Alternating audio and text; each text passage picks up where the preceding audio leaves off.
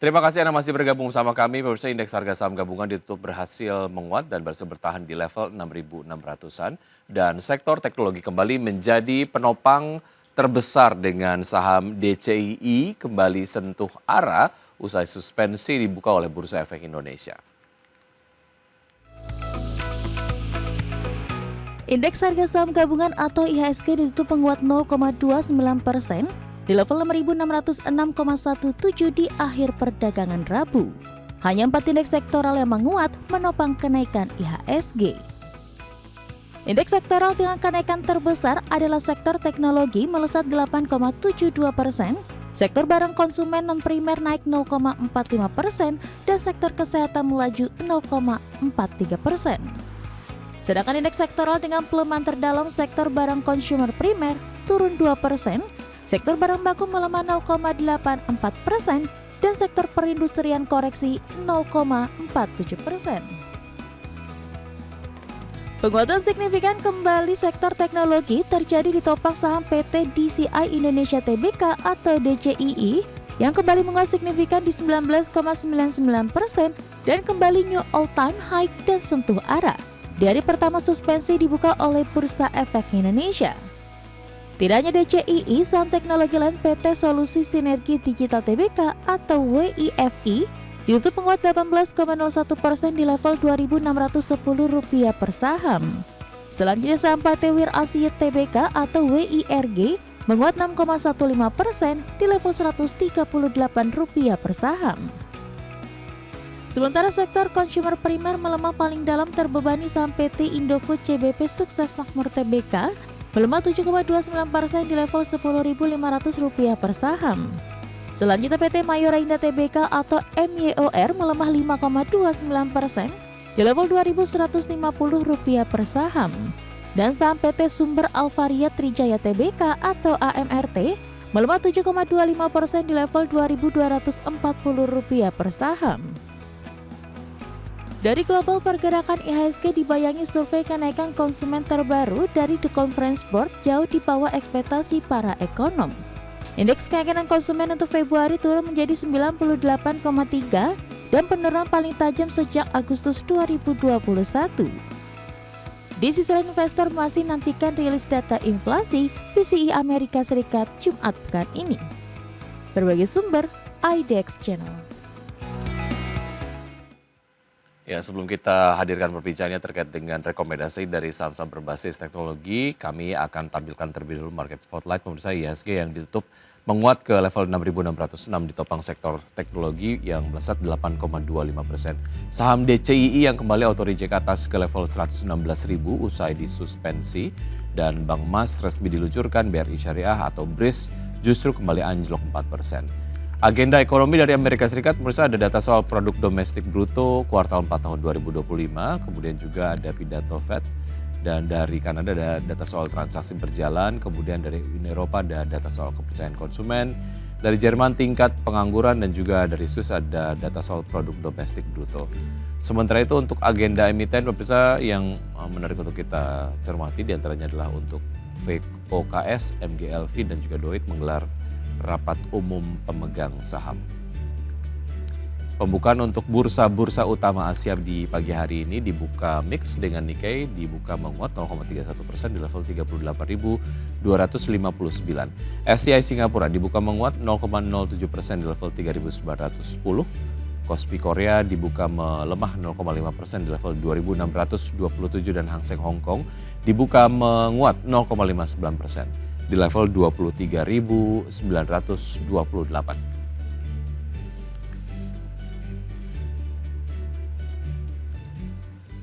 Dan untuk berbincang pagi hari ini kita sudah terhubung melalui video conference ada Bapak Muhammad Nafan Haji Gusta Utama, Senior Market Analyst Mirai Aset Sekuritas Indonesia. Selamat pagi Pak Nafan.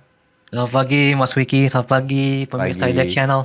Ya, terima kasih sudah bergabung bersama kami di Market Buzz. Kalau kita bicara mengenai penguatan dari IHSG, pasca 2 hari berturut-turut dilanda koreksi begitu, tapi kemudian berhasil menguat di penutupan perdagangan kemarin. Salah satu sektor penopangnya adalah sektor teknologi yang menguat di atas 8% Pak Nafan. Sebetulnya apa yang kemudian investor lihat dari sektor teknologi sebetulnya?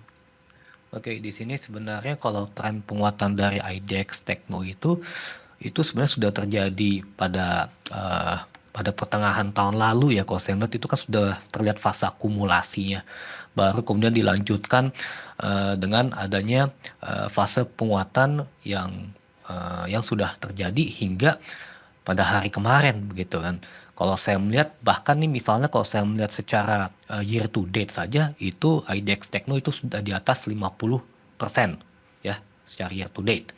Oke, jadi memang artinya kalau saya melihat bahwasannya IDX Tekno ini sebenarnya sangat ditopang oleh emiten-emiten yang memiliki market weight yang besar ya. Untuk sementara ini kalau saya melihat market weight yang paling besar itu adalah DCI.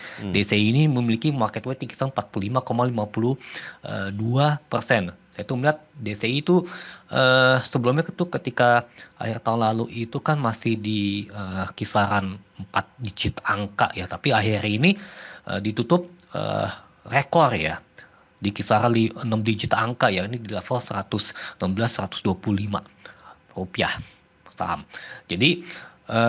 Jadi memang untuk penguatan di tahun ini kalau saya melihat memang sangat ditopang oleh DCI. Sementara kalau untuk tren penguatan yang terjadi pada IDX Tekno di tahun lalu itu sebenarnya tuh saya tuh melihat dari sisi kinerja pergerakan harga saham GoTo-nya. Karena GoTo itu pada waktu itu sudah terprice in oleh adanya adjusted EBITDA di kuartal ketiga 2024 yang lalu yang memang positif begitu. Jadi nanti kalau misalkan jika tren positif itu berlangsung ya memang hemat saya nantinya ini GoTo pun juga kemungkinan juga akan bentuk higher high. Bedanya kalau misalkan jika DCI ini kalau saya melihat dari secara valuasi ini kan sudah sangat premium ya, di mana dari sisi PE saja itu udah di atas 450 kali. Bahkan PBV-nya 3 digit di 108,6 kali Baik, begitu. Pak Nafan, yang menarik adalah walaupun memang sudah masuk ke dalam sangat premium begitu ya harga dari DCI sendiri, tapi kemudian kemarin kembali catatan auto reject atas pasca dilepas suspensi oleh Bursa Efek Indonesia. Sebetulnya betul. apa sih yang menjadi daya tarik dari DCI walaupun sudah premium begitu, sudah mahal katakanlah, tapi masih kemudian investor tertarik terhadap emiten yang satu ini?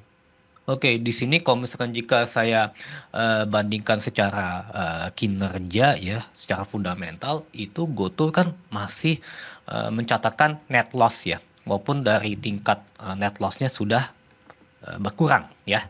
Oke, berbeda dengan DCI di mana sebenarnya kalau DCI saya melihat dari tren kenaikan kinerja bottom line ya itu masih tumbuh begitu, dan juga masih mencatatkan net profit ya, saya akui masih mencatatkan net profit. Bahkan kalau terakhir itu DCI ini bisa sanggup menghasilkan net profit di kisaran 449 miliar ya, oke, miliar rupiah, karena ditopang oleh kenaikan kinerja penjualannya ya kan dari sisi Baik. top line-nya. Dan menariknya ini kalau saya melihat dari sisi operating expense untuk DCI ini mengalami penurunan dari misalnya di kuartal ketiga tahun 2023 itu di kisaran 72 miliar menjadi 64,5 miliar, kira-kira seperti itu. Baik, secara potensi pendapatan terus naik, tapi potensi Iya, pengeluaran betul. berkurang begitu ya. Secara fundamental ini yang kemudian membuat DCI tampak menarik dari point of view investor, walaupun memang harganya sudah mahal begitu. Iya, betul Eh, sekali. Walaupun memang sentuh harganya sudah mahal, Anda melihat possibility higher high baru untuk DCI dan kira-kira proyeksinya di berapa? Kita akan bahas usai jeda berikut ini. Oke. Pak Nafan dan pemirsa tetap bersama kami, usai jeda kami akan segera kembali. Terima kasih Anda masih bergabung bersama kami, pemirsa, dan saya masih berbincang dengan Pak Nafan. Pak Nafan, kita lanjutkan perbincangan. Apakah kalau kita kemudian juga lihat DCI ini masih menarik dari point of view perhatian investor begitu, apakah Anda melihat possibility untuk DCI akan meraih higher high baru, atau seperti apa? Secara target akan di level berapa untuk DCI, Pak? Oke, di sini kalau saya melihat secara support dan resistance DCI ya, untuk supportnya kalau saya tarik dari secara Fibonacci retracement itu pada level 92.300, Sedangkan kalau untuk level resistance dari DCI ini berada di level 129.500 ya, hemat saya begitu. Memang untuk pergerakan harga saham DCI ini kan memang ARB, sempat ARB saya melihat kadang terjadi likuiditas, namun juga tidak, namun likuiditasnya agak relatif terhenti begitu. Tapi yang saya mencermati bahwasannya DCI ke depan pun juga akan mempertimbangkan laksanakan aksi koperasi stock split ya. Hmm. Karena kalau 1:10 begitu. Itu kalau saya jika benar-benar stock split dilaksanakan ya misalnya ini tentunya akan semakin memperkuat likuiditas daripada pergerakan harga saham DCI ya, serta menarik minat ya dari para pelaku investor retail ya untuk mencermati bahkan mempertimbangkan untuk akumulasi saham DCI begitu. Karena kalau secara fundamental kan DCI ini kan kinerjanya konsisten bertumbuh ya kalau saya Baik. melihat. Pak Nafan, harga terakhir menarik untuk bisa masuk untuk DCI atau seperti apa? Nah, kalau misalnya jika saya melihat untuk perdagangan pada hari ini sih terlihat masih terhenti ya di kisaran 116.125 begitu Baik. kan.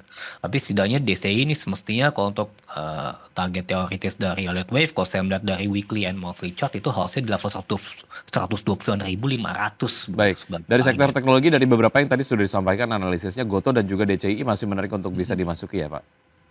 Ya kalau menurut saya sih lebih, kalau misalnya jika untuk tren yang agak liquid ya saya lebih prefer GoTo ya. Karena targetnya harusnya bisa ke level 100 nih, bisa mencapai Baik. 3 digit angka. Ya, karena secara harga jauh lebih murah begitu ya. Ya betul Dan sekali. possibility untuk naiknya juga Anda tadi melihat akan ada higher high baru untuk Goto. Baik,